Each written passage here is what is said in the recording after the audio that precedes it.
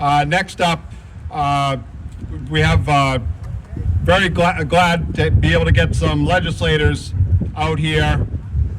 We've had some anti-war legislation last session, and we are working on a couple this session as well coming up.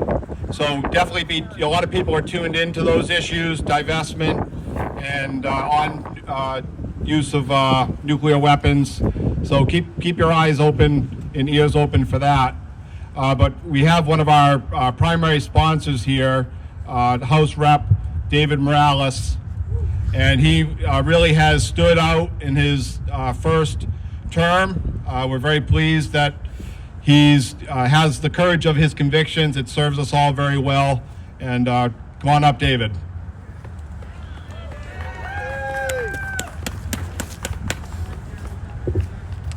Now, brothers, sisters, and non-binary family, I cannot thank you all enough for taking the time to be here. Because today, across the country, from Hawaii all the way to Rhode Island, grassroots organizers are coming together to call on the Biden administration to not go to war with Russia and instead act with diplomacy.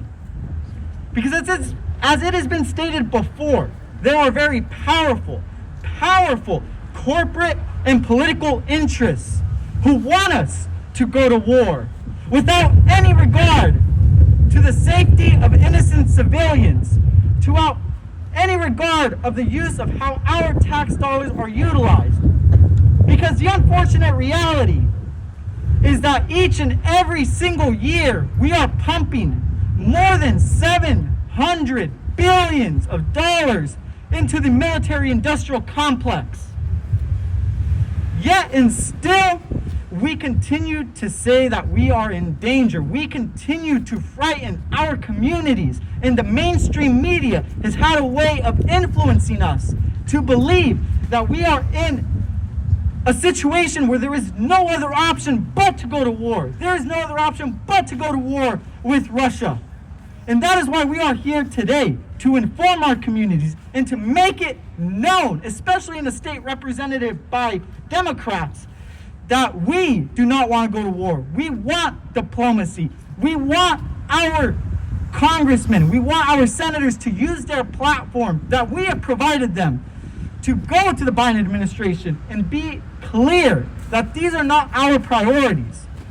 Our priorities are ensuring that we're able to address the ongoing crisis that exists when it comes to healthcare, when it comes to the fact that we have reached peak levels of people who are unhoused, when we consider the fact that each and every single day, thousands of people are continuing to die because of this ongoing virus.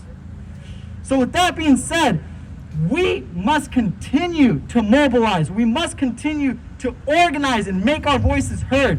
Because 2 years ago, when we were on the brink of another war, we stood outside and we made our voices known and heard. And we said it before and we will say it again, that 2020 is going to be the decade that we end all wars, that we divest from the war machine. And together we will make that possible, and it starts with demonstrations like this. Thank you.